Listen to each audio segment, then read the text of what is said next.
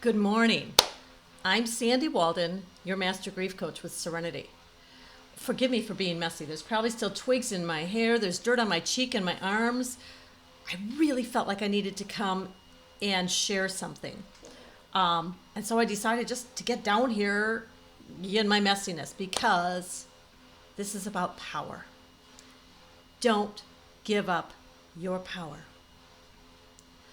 I've told you before that I've been working with some amazing coaches for something personal, and it's really close to my heart and really important. They are incredible, they're supportive, they're doing all of the right things with coaches. And I like that. I love that. I respect that. I need that. Well, this morning, very early, I had a call from someone who's a client. And I found myself telling her again and again, retain your power, step into your power. It's safe and appropriate to own your power. Balanced power is not about being a bully. It's not about taking over. It's about knowing who you are. I think about the great leaders of the world. Martin Luther King, for example. John F. Kennedy. The Dalai Lama. Leaders that we do not revere and that cause great fear. Adolf Hitler. Their power, they rose to the kind of power they did, not just because of who they are. They would not have grown into those positions if they did not have followers, a pack, so to speak. The power came from those who respected and supported them. Think about a wolf pack. We think about the alpha, and we tend to think, wow, that's the wolf that matters. But you know what? The alpha matters. The beta matters. The omega, generally the smallest and the weakest, or perhaps the oldest in the pack, matters. They all have their own role. If there's not a beta, if there's not an omega, if there's none of the wolves in between, then the alpha has no role. They have no one to lead. Those wolves that may not have the same strength or endurance matter. They take care of the young. They have a role. Their power is in who they are. I bring this up because I think so often we give away our power unintentionally. Well-balanced strength and power is knowing who you are. It's knowing who I am and owning that. Not in any way diminishing anyone else. Owning who we are. It's only when we stand in our own strength and our own power that we are most able to support and care for others and to be supported and cared for. So I had this conversation with this client this morning, and I went out to dig in the dirt. So that's why there's twigs and there's dirt and there's messiness, and it's good we don't have smell-o-vision. But while I was putting away my wheelbarrow and my shovel, it occurred to me, as though the radio was turned full blast and a sign appeared to me. I have not been standing in my power. Wow. I have been giving away my power, not deliberately, and that's why I've been having some struggles, and that's what my coaches have been supporting, me owning who I am. This shows up in many facets of my life, and probably yours too, maybe not. Maybe it's not an issue you have. But as I was digging in the dirt and filling up that wheelbarrow, it occurred to me, I'm strong. I can do this. I've always done it. I don't need to go get my husband to do it. He's physically stronger than I am. But I love doing this. This feeds my very being to dig in the dirt, to move bushes and plants around, to offer praise and gratitude and love.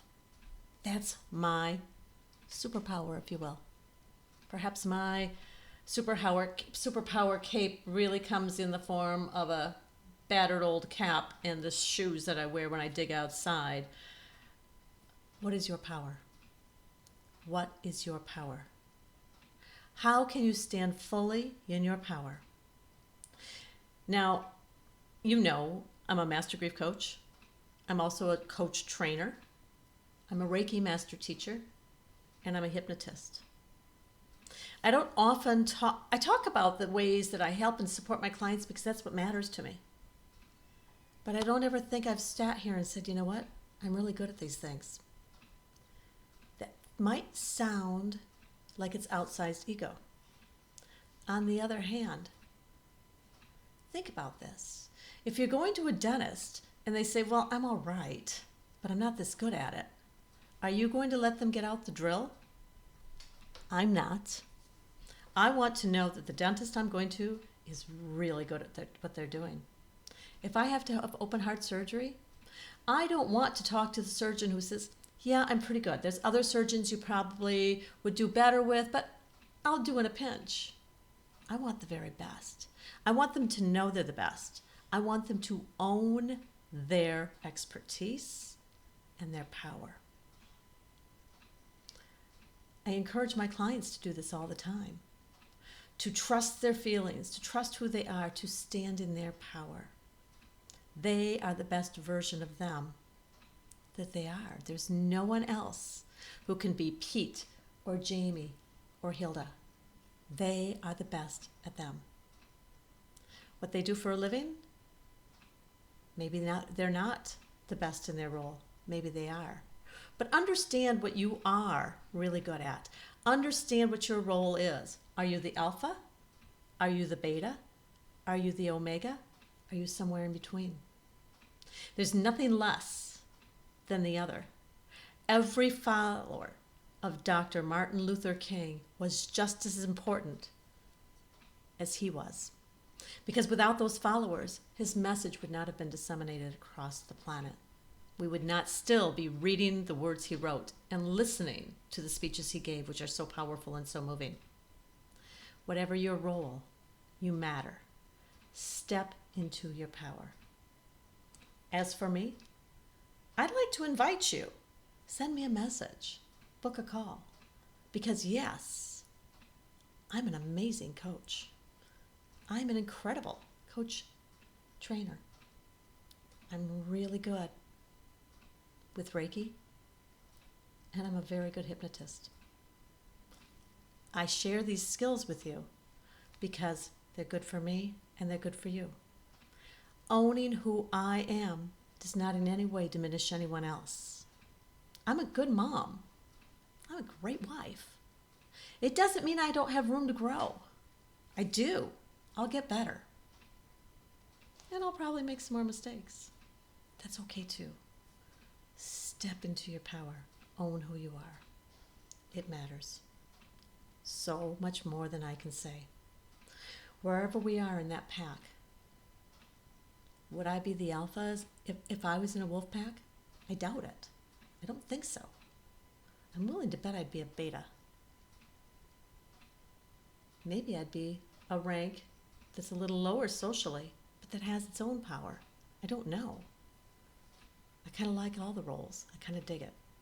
And my power shifts depending on where I am and how I'm interacting. I bet yours does too. This has gone on way longer than I expected, and I apologize, and I feel like I'm kind of rambling now. You know what? I take the apology back. It feels like it's important for me to share. I encourage you to take the pieces that work for you. What resonates with you, own it. Feel it. Share with me. What is your power? Can you stand in your own power? Perhaps you're an incredibly strong, loving person. The person I was talking to this morning often feels as though she's not powerful because she's vulnerable and tender. She's one of the most powerful beings I've ever known. Own your power. It matters. Okay, I'm going to get going because I want to do some more in the yard, and if I'm this dirty, I may as well get more dirty. I'm Sandy Walden of Serenity. If you'd like to have a conversation, I'd love to support you in regaining your power. standing in your power as you walk this path through grief into healing. Namaste.